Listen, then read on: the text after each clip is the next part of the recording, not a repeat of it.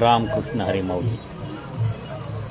आज दुपारी 12:30 वाजता संतश्रेष्ठ सोपान काका यांची पालखी आषाढी पायी वारीसाठी सासवडवरून नगर प्रदक्षिणेसह रवाना झाली। या पालखीसोबत हजारो भाविक, हजारो वारकरी, हजारो पंढरीसाठी टाळ मृदुंगाच्या गजरामध्ये वारीसोबत पालखीसोबत सुरू आहे। ज्ञानदेवानंतर सोपान काकांनी प्रथम समाधी इसवी 1296 रोजी घेतली, म्हणजे जवळजवळ 729 वर्ष आता त्याला पूर्ण झालेले आहे। स्वड हे ठिकाण निवडलं कारण ज्या जागी संत सोपान काकांनी समाधी घेतली ती जागा ब्रह्मदेवाने त्या ठिकाणी तप केलेली जागा, इतकी पवित्र जागा त्या ठिकाणी संत सोपान काकांनी 1296 रोजी समाधीस्थ झाले। ज्ञानदेवानंतर सोपान काका 3 वर्षांनी जन्मले, पण एकच वर्षात त्यांनी त्या ठिकाणी सासवड या पवित्र नगरीमध्ये समाधीस्थ ते झाले। आमुची हे क्रिया आमुचा आचार, सर्व श्रीधर आम्ही केला, नाही आम्हा कुल नाही आता याती, सकळ ही विश्रांती पांडुरंग। अशा सहज आणि सोप्या भाषेमध्ये संत सोपान काकांनी आपली अभंग रचना केलेली आपल्याला दिसून येते। आपण सासवड ते पंढरपूर या संत सोपान काकांच्या पायी वारीसोबत पालखीचा वृत्तांत आपण देणार आहोत। म्हणून आपण हे चॅनल सबस्क्राईब केले नसेल तर आजच सबस्क्राईब करा, समोरील घंटीच्या चित्रावर क्लिक करा, म्हणजे आम्ही नवनवीन वारी संदर्भातील जे व्हिडिओ अपलोड करतोय ते तुम्हाला घर बसल्या पाहता येतील। आजचा पहिला दिवसाचा मुक्काम पांगारे येथे आहे आणि दुपारी 12:30 वाजता संत सोपान काकांनी आषाढी पायी वारीसाठी प्रस्थान केले। रामकृष्ण हरी माऊली। रामकृष्ण हरी माऊली कुठं पंढरीला का? आता आपण भगवंत बारशी पासून पंढरीला निघालो। बर, देहवाळंडी करून सासवड मध्ये आलो। आता सासवड मधनं चाल वाटायला लागले। गाव कुठलं आपलं? आपलं गाव होळे, शालगाव तालुका, बार्शी जिल्हा, सोलापूर। दरवर्षी जाता का वारी? वर्षे किती वर्षे? 20-25 वर्ष चालू। काय सेवा आहे तुमची? माझी सेवा गणसेवा मोफत आणि स्वच्छता अभियानची सेवा मोफत, संत गाडगे महाराजांची। काय काय सेवा करता स्वच्छतेची? स्वच्छतेत अखंड हरिनाम सप्त्यामध्ये आणि कुठलेही मंदिर असो मंदिरात त्या मंदिराची स्वच्छता करता? मंदिराची स्वच्छता। विठ्ठलाच्या पायी देह सारा जाळीला, सांग कुण्या ठाई विठ्ठल मिळाला, सांग कुण्या ठाई विठ्ठल मिळाला, सांग कुण्या ठाई विठ्ठल मिळाला। विठ्ठलाच्या पायी देह सारा जाळीला, विठ्ठलाच्या पायी देह सारा जाळीला, सांग कुण्या ठाई विठ्ठल मिळाला, सांग कुण्या ठाई विठ्ठल मिळाला।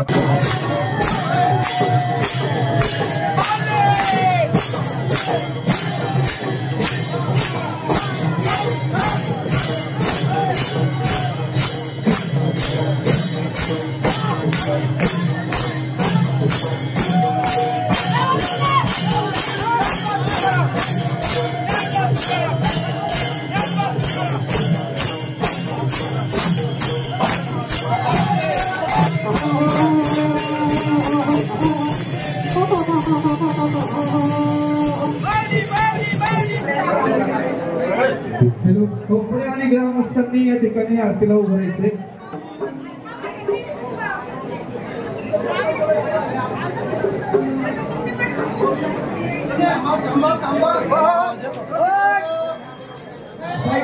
साईडला देव दिसून तिकडं मध्ये जागा शिल्लक ठेवायची, समोर जागा शिल्लक ठेवायची. हाताला हात लावायचा, हाताला हात लावून ठेवायचा.